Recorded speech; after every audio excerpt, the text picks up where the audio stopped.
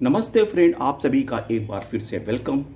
और फ्रेंड्स, कल आपने आईबीए का सर्कुलर भी देखा होगा और एआईबीए भी का एक अनाउंसमेंट था। There will be bipartite talks between IBA and UFBU at 3:30 PM on 21st May 25 Wednesday, virtual meeting on group medical insurance scheme. CH Venkatachalam. Friends, जब अक्टूबर माह नज़दीक आता है प्रतिवर्ष, तो 3-4 महीने पहले सुगबुगाहट शुरू हो जाती है इंश्योरेंस, हेल्थ इंश्योरेंस के लिए। और जहाँ तक एम्प्लॉइज़ की बात है, वो तो निश्चिंत हैं क्योंकि उन्हें प्रीमियम बैंक देती है। लेकिन रिटायरीज के लिए ये सबसे बड़ा कठिन और समस्यापूर्ण होता है। और 3-4-5 महीने के मंथन के बाद अल्टीमेटली जो निकल के आता है वो बढ़ा हुआ प्रीमियम, घटती सुविधाएं और ultimately bankers, bank retirees, bank pensioner के पास कोई ऑप्शन नहीं होता है और वो उसे किसी न किसी तरह मैनेज करके वो प्रीमियम पे करते हैं और पॉलिसी लेते हैं। और ये 2015-16 छोड़ दीजिए, कुछ एकाध शुरुआत इनिशियल वर्षों में जब प्रीमियम कम था, उसके बाद से प्रतिवर्ष प्रीमियम अफोर्डेबल हेल्थ स्कीम के नाम पर आईबीए अथवा अन्य हमारे संस्थाएं पेंशनर्स को हमेशा विफुल करती हैं। लेकिन सबसे बड़ी समस्या है कि पेंशनर्स के पास, बैंक रिटायरीज के पास कोई विकल्प नहीं है और अल्टीमेटली वो मजबूरन उस हेल्थ इंश्योरेंस प्रीमियम पे करके खरीदती हैं। कारण यह है कि बढ़ती हुई उम्र, बढ़ती हुई बीमारियां और उसके लिए सिक्योरिटी कवरेज होना जरूरी होती है। अब सजेशन मांगे जा रहे हैं कि क्या करना है। सवाल ये है कि वेंकटाचलम को ये नहीं पता है कि क्या सजेशन होना चाहिए। इतनी बड़ी संस्था चला रहे हैं और सजेशन मांग रहे, उनके दिमाग में कोई सजेशन नहीं।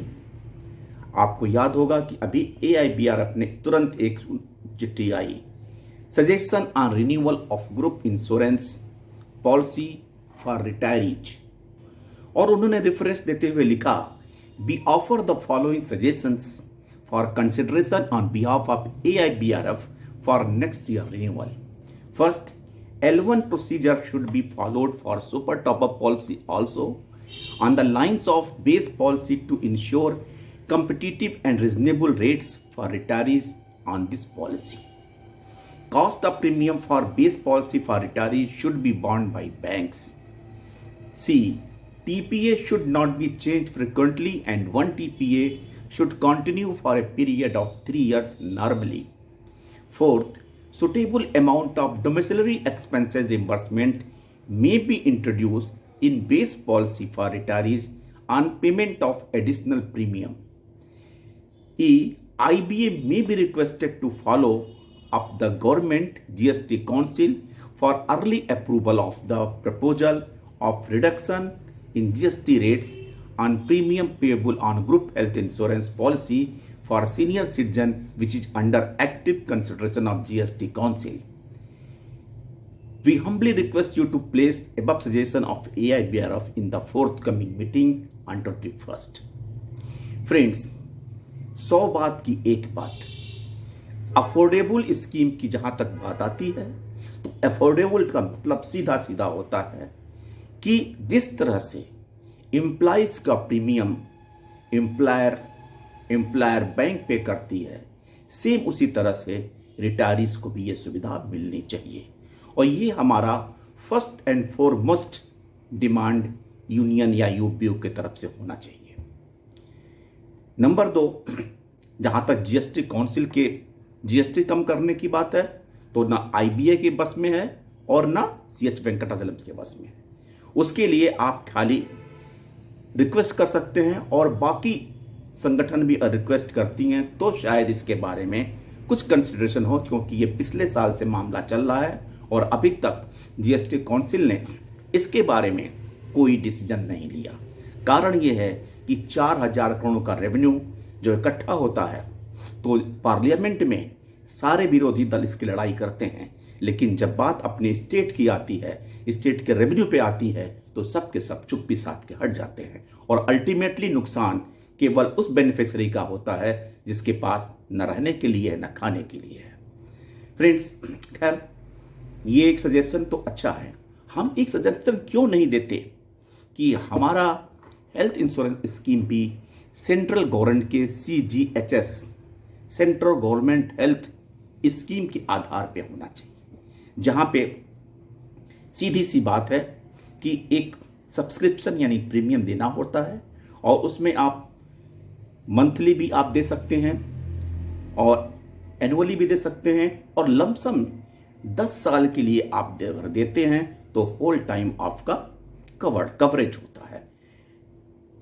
7th पे कमीशन के अनुसार जो मैट्रिक्स था वो लेवल 1 to 5 के लिए जो कंट्रीब्यूशन पर मंथ था वो ₹250 था, level 6 450, level 7 to 11 650 and level 12 and above 1000। यानी कि ये पर मंथ है। अगर सपोज कर लीजिए लेवल 12 एंड अबव की बात ही हम करते हैं सबसे हाई, तो 1000 पर मंथ के मतलब हुआ कि 12,000 पर ईयर और 10 साल के लिए 1,20,000।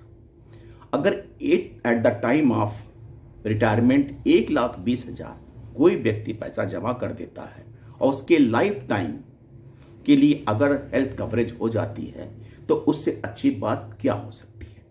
और एक लमसम, लेकिन हमें तो हर साल 50,000, 60,000, 70,000, 80,000 और 1,00,000 रुपए तक का प्रीमियम देना पड़ता है, तब जाके हम 4 लाख का कवरेज ले पाते हैं।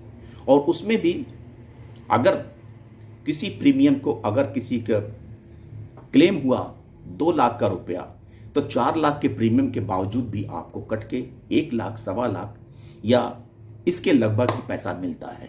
यानी ये हर तरफ से आपको नुकसान, डोमेस्टिक ट्रीटमेंट आपको मिलता नहीं है। खंडेलवाल कमेटी की बात हम करते हैं कि हमेशा की स्टाफ वेलफेयर का 25% जो रिटायरीज के हेल्थ पे खर्च करना चाहिए, वो हमारी संस्थाएं क्यों नहीं यूटिलाइज करती, उसे क्यों नहीं पेमेंट होता है। हालांकि कुछ हेल्थ स्कीम्स जो हमारे स्टाफ वेलफेयर में आते हैं, तो अगर हम 50,000, 60,000 का प्रीमियम पे करते हैं तो बैंक के लमसम 4,000, 5,000, 6,000 इस तरह ही आपको इसके अगेंस्ट पेमेंट करती है। ये UOBU अथवा जो भी IBA क्यों नहीं सोचती है कि बैंक रिटायरीज का भी सम्मान से जीने का हक है।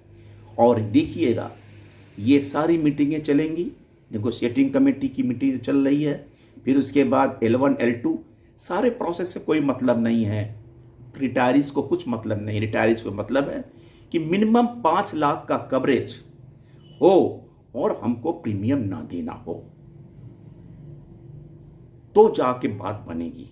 या तो फिर एक लमसम अमाउंट ले लें और 10 साल के लिए कवरेज, मिनिमम 10 साल अथवा लाइफ टाइम कवरेज हो। अगर आज भी हमसे अगर 50,000 से लेके 1 लाख के बीच में लेवल वाइज जमा होता है और 10 साल का कवरेज होता है अथवा लाइफ टाइम कवरेज होता है, तो भी हमारे लिए फिशफिल होगा।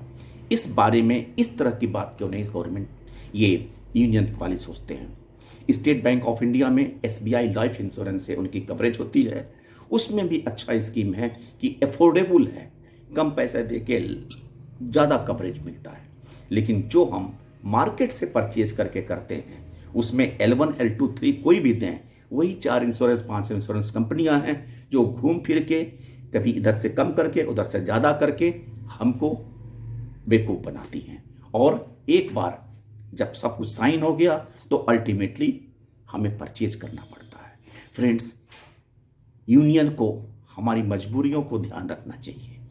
पेंशनर्स के पेंशन अपडेशन नहीं है, उसी पेंशन में उनको रोटी, कपड़ा, दवाई सबका इंतजाम करना हो, इस बारे में अवश्य सोच के जो भी स्कीम बनाएं, एक ऐसा स्कीम बनाएं कि वाकई अफोर्डेबल का मतलब अफोर्डेबल हो।